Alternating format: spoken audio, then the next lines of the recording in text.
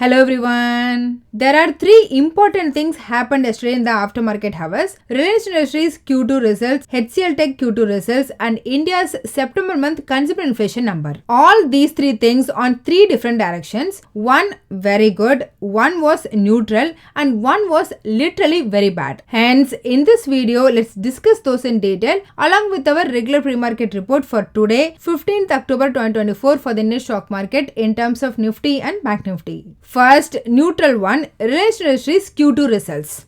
As a preview, yesterday we discussed about the Bloomberg estimation and it was widely considered as industry standard. So let's consider the same. If required, please pause and have a look. Bloomberg expected the revenue to increase 2.2% sequentially, but in contrast, it dropped 0.3%. And same for EBITDA. Bloomberg estimated the EBITDA of around 40,440 crore rupees, but the actual EBITDA came only around 39,000 crore rupees. So both revenue and EBITDA is bad, but the net profit is good. Compared to last quarter, it increased 11% and came as around 19,300 crore rupees against the expected 18,800 crore rupees. Whereas if you see the segment wise, as expected, oil to chemicals EBITDA and margin was down significantly, but was compensated by improved profit in Reliance Jio and Reliance retail segment. Even the ARPU, average revenue per user, increased by 6.2% compared to a year ago to 195.3 rupees per user. Hence, profit is good, but the business haven't improved. So overall, we can consider the Reliance Industries result as mixed and neutral one with negative bias. And in fact, in response to the results, Reliance Industries GDR dropped by 0.77%. In comparison, in Indian market, Reliance stock closed flat to positive. Regarding the arbitrage, we'll discuss in the later part of the video. Then coming to the good one, HCL Tech results. If required, please pause and have a look. I just wrote it down Q2 results actual value next to the Bloomberg estimate, which we discussed yesterday. Sequentially, revenue expected to increase 2%, but in actual, it increased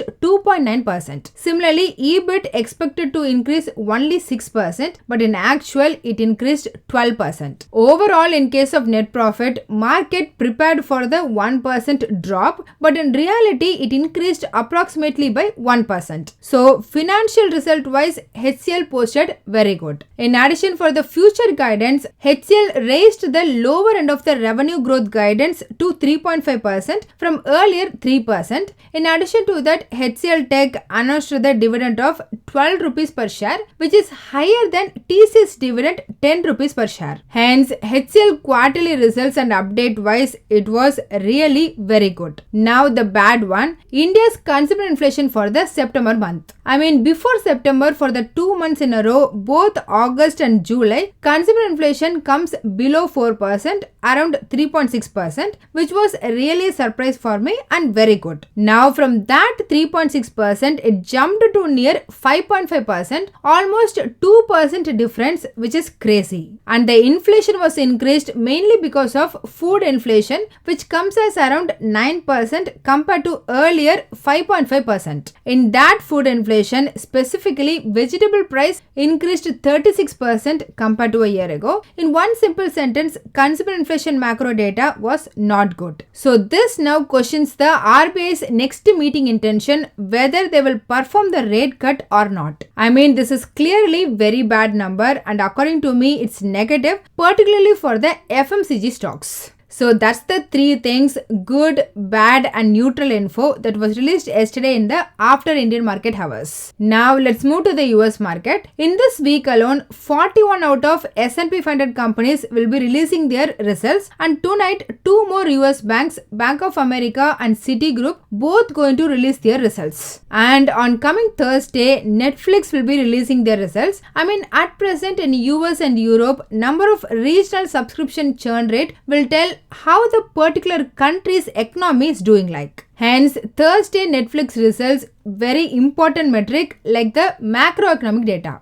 So all these result expectation created the short covering, and in addition, London Stock Exchange Group released the report that the estimate of S&P funded earnings for this quarter on the yearly basis expect to increase around 4.9%, which is a good number in US, and this also contributed to the positive run. In the end, Dow Jones increased 0.47%, S&P funded up by 0.77%, and Nasdaq increased 0.87%. Finally, almost after a week, VIX dropped below 20. However, that US market positivity was not transferred to GIFT Nifty. Early morning today at 3 a.m. Indian Standard Time, it closed at 25,269, equating it with the spot market. For now, it's indicating a gap up opening of 30 to 50 points. About Indian ADR in US market, all four major companies closed positive above 1.5%, but yesterday in Indian market also, all those four companies increased similar percentage. Hence, arbitrage wise, only Wipro indicating the mild positive of around 0.75%, and Infosys had a flat arbitrage. On the contrary, for the second day in a row, both banks ICICI and HDFC Bank ADR both indicating roughly 0.5 to 1% negative arbitrage, and the same for Reliance Industries GDR as well. As a summary, US market closed positive, mainly driven by tech stocks, and the global momentum is good, and HCL results was good. Hence, clearly IT looks okay, and in line with that, for now, GIFT Nifty indicating the 30 to 50 points gap up opening. However, as we discussed, Reliance Industries results were mixed,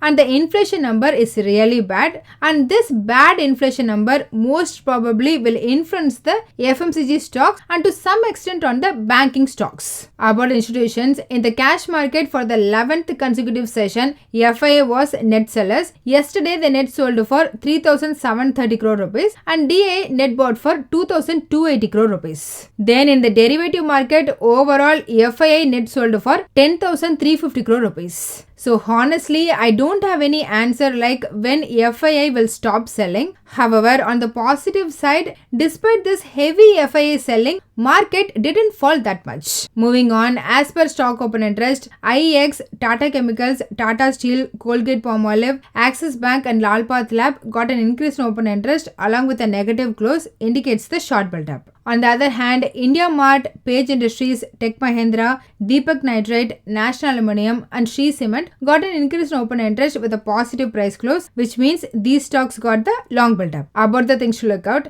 HDFC Life Insurance, HDFC AMC, PVR Inox, Rallis Infra, Newgen Software and Bank of Maharashtra are some of the major Indian companies' earnings results are scheduled released today. In terms of macroeconomic data, there is nothing that I'm aware of both before and during our market hours. However, in the aftermarket hours, New York Manufacturing Index, New York 1-year consumer inflation expectation and some FOMC member speech are some of the important items we need to keep an eye out today. And one more thing, yesterday OPEC countries cut the oil demand growth, which in turn crashed the oil price almost 5%. At the time of this video, Brent crude trading around $75.5 per barrel and WTI crude down to near $72 per barrel. Coming to technical, Nifty opened 60 points gap up and finally sustained above the 25,000 mark throughout the session and also closed above 25,100. Thus on the daily chart, Nifty formed a bullish candlestick pattern with minor upper shadow with higher high and higher low formation, which is really positive. And second, finally Nifty climbed above the 50-day exponential moving average. Hence, as long as Nifty sustains above 50-day exponential moving average at